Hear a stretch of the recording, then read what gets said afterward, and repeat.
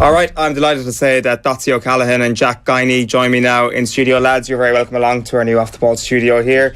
We'll chat about retirement in a moment, Dotsy, I suppose, but we can't but start with that win for Wexford yesterday over Cork. We were just saying before we came on air here that I've never seen Davy look so calm, but I guess, as you pointed out, it's easy enough to be calm when you've got positive results going on in front of you. Yeah, I think Davy is after getting what he wanted out of the league so far. He's been harping on about how we were favourites to be relegated from day one, so I think the 2 wins were a real goal for him, and I'd say he's happy enough now so far. What have you learned from last year's campaign? I think we had to change up a few things, maybe the way we were playing, probably maybe rely on ourselves a bit more, probably need to start shooting a bit more from out the field and stuff like that, and we've been doing that the last few games, so it seems to be working.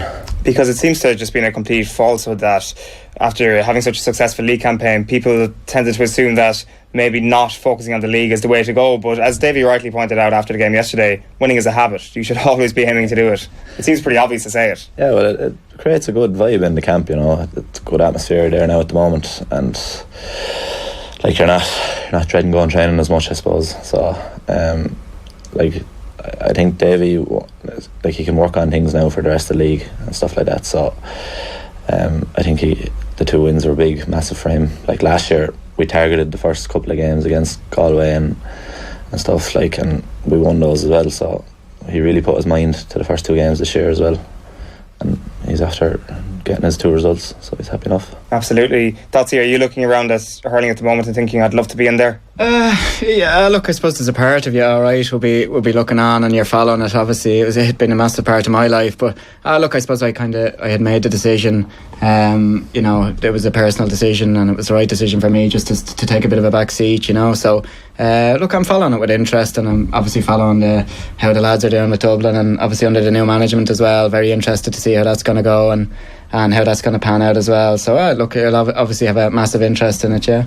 Was there any part of you that, obviously we all knew the new management was coming, and I think even before he was appointed, Pat Gilroy's name was in the hat. But was there a part of you thinking that I'd love to stay on just for the start of Gilroy's tenure?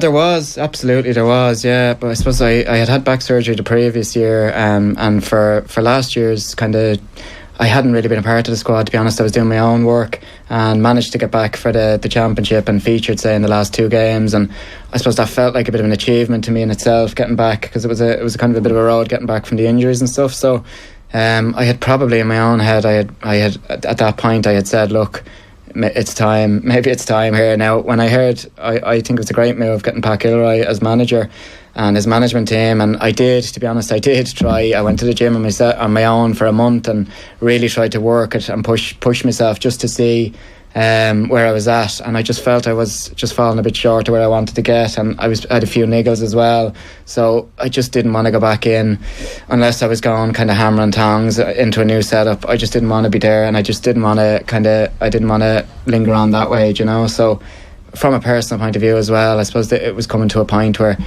I just like the idea of trying out a few new things as well, and I suppose you certainly are in that bubble with Intercounty, and I was kind of quite obsessive with it the last few years, and it's nice in ways to take a bit of a back seat, and I suppose I'm kind of throwing myself into a few other things now as well, which I probably wouldn't do if I was involved with the county panel. What sort of things?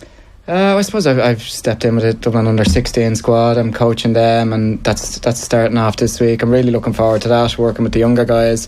Heading off to Africa now with Alan Kearns and Self-Help Africa, so we're looking forward to giving the guys a dig out. Alan has obviously done phenomenal work there, so going meeting him tonight now, and we're kind of planning for that, so just doing a bit of fundraising towards that. It's a great cause over there, so just a few different things to get involved in, and a few courses looking at doing as well, and been in speaking with the GPA as well, so there's great support systems there, and I suppose I'm just the type of guy, I think, with the hurling, very, very obsessive about it, and probably, I don't know, just didn't really allow myself to drift and do other things, and that's not ideal and it's not the right way to approach it, but I think I was a bit like that, so it's nice in that regard just to to maybe have that chance to do a few other things. And then in terms of your back, you mentioned it there. Is that impacting you on a day-to-day basis? Is it a very bad problem? It's not really. No, it was just a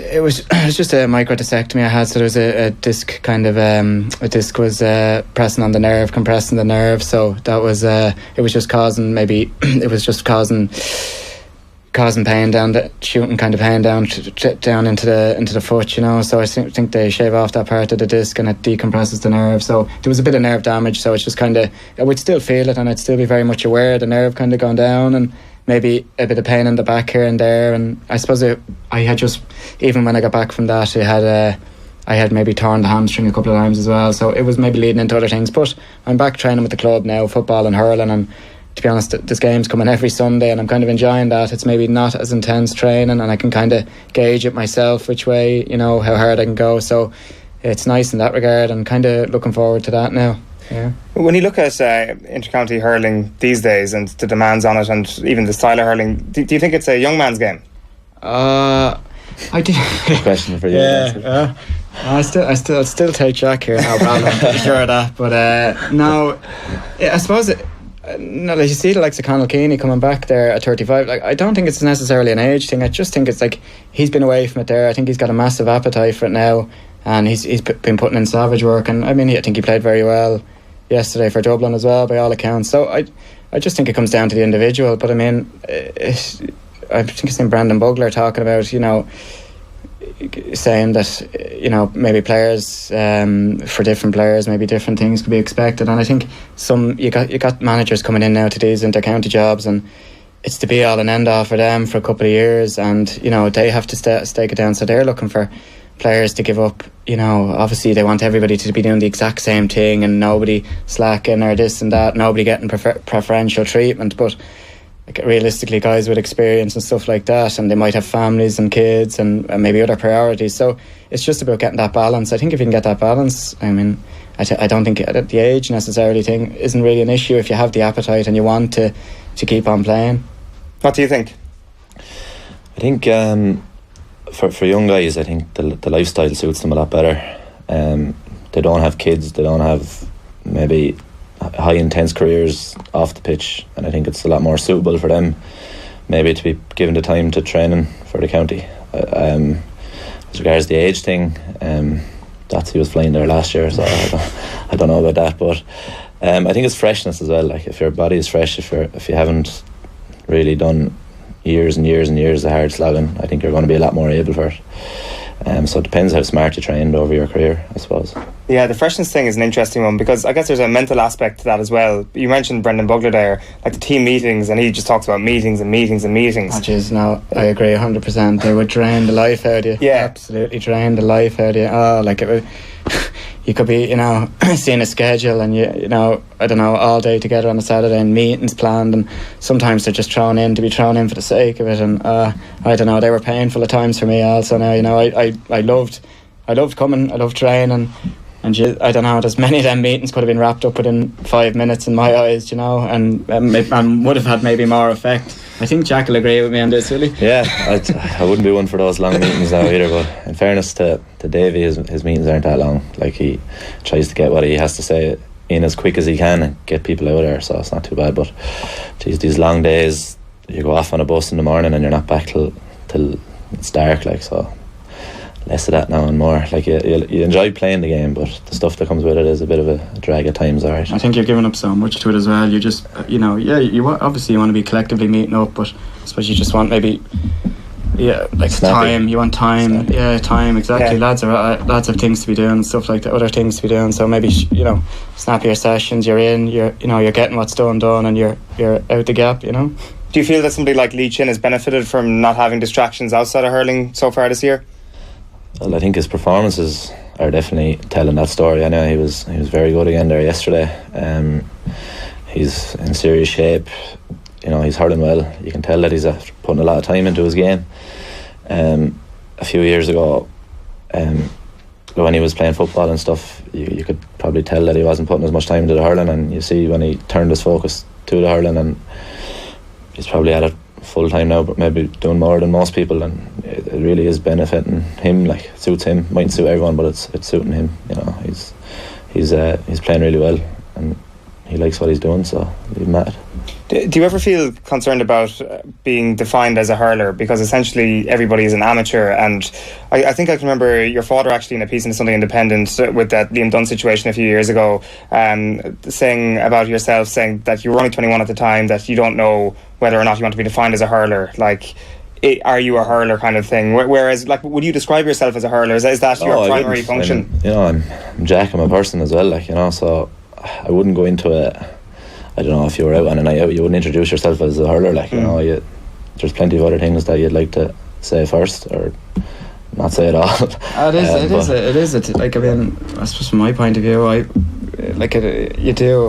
would have been obsessive about it as well. So there is that element of, your identity and stuff like that over the last kind of couple of years as well. Even when I kind of know you'd be finished up playing, I would have read a lot on that, maybe on people finishing up retiring from sport and stuff. And I think a lot of people can struggle with that side of things, and maybe people who are kind of, especially more so maybe in the professional sporting environment as well, where everything is geared towards that. But I suppose from my own point of view, like, I work in GAA, I'm a games promotion officer, but I mean, when I'm doing that job, when I'm working with kids or when I'm working with anything like that, I mean, as far as I'm concerned, I think it's more, you're the person working with the kid. It's not, you try to, I would try to separate myself from the hurler thing. It's probably more of an issue for the really high profile guys, the likes of Lee Chin and stuff. Like, he can't go anywhere without being recognised as Lee Chin the hurler, like, so sometimes he probably would like to get away from it the odd time too, I suppose it's almost a double-edged sword at that point, isn't it? Because the travails of the lesser counties, so to speak, have been well documented over the past couple of years, and they're without profile at all, and they will never see the benefits that somebody like Lee Chin will see. But at the same time, there will not be the definition of your vocation almost is to be a hurler because they come from a so-called weaker county. I suppose there's benefits and downsides as well, depends on the person. Do you want to be recognised as a hurler everywhere you go, or would you rather be anonymous? So it's like we were talking about outside. Would you like to be involved in media and stuff like that? And I think it depends on the person. If you like being in the limelight and stuff, then fair enough, it's for you. And if you don't, probably has a few downsides to it, So I think from a GAA point of view, it's probably is beneficial, obviously, to be I mean, from doing a bit of work with the GPA and stuff, I suppose I think it is important to obviously be getting that balance right for yourself, and if you're happy enough to go and put it all into your training and stuff like that, and you have a bit of a backup plan that can do that, I suppose, look, everybody's entitled, you're entitled to maybe to go out route. It's a short enough window that you have the opportunity to go and play inter-county. I mean, I looking back myself the last couple of months, you do maybe wonder a bit, Jesus, I really gave a lot to that. But I mean, I suppose I wouldn't I'd go back and do the exact same. It's kind of a special thing to be involved with a group of lads and playing for your county, and I suppose trying to achieve things maybe and trying to be successful as well. So it is a great thing to be a part of, but I suppose important to get that, to strike a balance for yourself. Do you think that element of things is covered well enough by the GPA? Yeah, I think that the GPA are there they're there for players. They're there, if players want any support. I know for myself, I've gone in and I've spoken to many guys or to lads in there, and them support systems are there for players if they want to go and look for it. So yeah, it's there. I mean, even for me now, stepping out, I kind of find myself using them more now. And I think that's an important thing for players, kind of stepping out of the game, that there's that's there for them. So I mean, I would find myself, I've gone in, met them there, and they're supporting me, maybe looking at a few courses, but going back to a few courses and stuff, and getting good advice and things like that. So I think that it's important to have that there for the players, and that is there for the players. I hadn't even thought of this before coming in there, but say with the Liam Dunn situation a few years ago, would you have had any interaction with the GPA in terms of help that you could have sought from that perspective?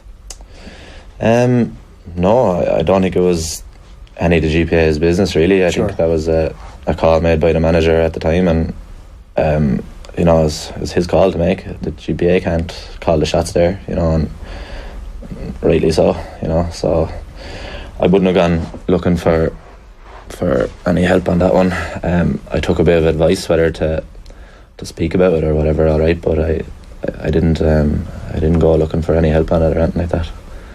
Would that have been a particularly difficult time for you? Is it something that kind of took a while to get back from, especially as I mentioned earlier on, it was just the youth involved at the time, like you were so young at the time and the trajectory was firmly on the way up, and then I think we were all shocked really when Liam Dunn took that decision. Yeah, well, I don't think it was all Liam Dunn. There was other people involved in the decision, but I don't know if it was the right call or the wrong call, but I went away for a year then travelling and stuff, so kind of came back a bit fresher than last year, probably hungrier than I was, so was it a tough time? I don't know, I'm fairly laid back in general, so I don't get stressed about too much now, but it did bother me a bit at the time, I suppose. Naturally it would. Yeah. I mean, as I say, whether we like it or not, if you've given 21 years of your life, 16 years of your life at that point to this thing, then like it is a huge part of you, whether you like to be defined as a hurler or not. Yeah, I didn't like the way it was made. It was so public. I didn't like that. Like at the time, if you had looked up, if you had to type a name into Google or whatever, it would have said, if your employer was trying to look you up on Google or whatever, and he typed in your name, it'd come up discipline issues, so I suppose that's a big thing. That's a big thing. Like I suppose for present GAA players, I suppose it's the social media, and like you're looking at any sort of incident is absolutely blown up and made a massive deal of, and people are firing it up on their sites just to get get attention, immediate attention there as well. So there's not too much consideration maybe for players, and you're talking at the end of the day, as Jack says, lads would like, I suppose some lads maybe like that bit of privacy as well, and I suppose you're exposed to that as well, and it is still an amateur game, and players are kind of under a lot more scrutiny, I would find, I think, these days, and there's probably that brings its pressure to maintain certain levels as well, And the point you just made there as well about the employer Googling your name, essentially your character as a hurler becomes your character for potential employees. It can be used completely out of context, and I think that's one of the main dilemmas with the thing. Absolutely, it's a conversation we could go on and on about it. Just to finish up, I suppose, your own league campaign is going to take a very interesting turn. I think March the 4th is a fixture everybody's going to be looking out for, because Davy versus Cody, there's nothing sinister in it, but it's very entertaining all the same, I'd imagine, even from your perspective. I think Davy gets nicely fired up for Cody, and I think vice versa as well, and there's a nice old battle going on between the two of them there. But look, I think a lot of people are unfairly writing off Kilkenny already, which I think is crazy. Like, they're going to be an outfit to be reckoned with by the time the business end of the season comes around, and I think anyone that takes them for granted is going to be left in a bad place after. So I think the more interesting contest now will be Davy versus Clare. Yeah, absolutely. I can't wait to see how that goes down now. Yeah. Well, what was the reaction in the dressing room when Cody said, I think it was Matthew O'Hanlon, was roaring and bawling at the referee? Yeah. Look, Davy's motto would be win at any costs. And he's teaching you that, is he? Well, no, he wouldn't be teaching that. But like, Matt's helmet was taken off him, and he was also shouting to the line to get a new helmet. The straps were gone on his helmet, so it looked like he was going straight for the linesman. Now, he was probably saying as well, but he was also looking for a helmet, so he wasn't making it that obvious, So there's more to this than we thought. Yeah, no, he was actually looking for a new helmet. If you watch the tape back, he gets a helmet within a couple of seconds after, so it wasn't as bad as maybe Brian picked it up. But anyway, like, I think all players know that you can't touch the face guard now. It's just don't do it. Simple as that. Yeah, it's the infamous rule at this point after last summer anyway. But Osh Collins got it dosed with there a few years ago as well. Like, it's well documented, tagged Burke and stuff. So absolutely, leave it out. And Dotsy, what have you thought of Dublin's start to things under Pat Gilroy? Of course, it's going to take a little while for these pieces of the jigsaw to come right together. Yeah, I suppose I wouldn't like. I suppose the Offaly game was a completely new team out, so I think it was important to show something going up to Antrim. That was always going to be. We've always had tough games up there. You never get anything easy up there, so they managed to come out there with the win. So I think they've Limerick and Galway next, so there'll be 2 games now where they can kind of gauge where exactly they're at, But there seems to be more and more lads coming back from injuries, coming back into the panel. So I think they should be in a strong enough position coming into the latter stages of the league, and I think for Pat Gilroy it's just all about getting these competitive games and getting to see lads and getting to see maybe who's up for the championship spots as well. And I'd imagine coming into the championship now they could be in good fettle and could be in good shape there as well. And if they do get all the lads back and they're having them internal training games, they should be fairly competitive, and that'll bring them on, I would imagine. Absolutely, it's going to be a very, very interesting second half of the league when we do finish the first half of it, and the championship is going to be so good, especially with the new format this year as well. But anyway, thanks very much for coming in, Jack Guiney, Dotsy O'Callaghan. Thank you very much. Cheers. Yeah, Dotsy O'Callaghan and Jack Guiney there joining me a little bit earlier on this week. March the 4th is when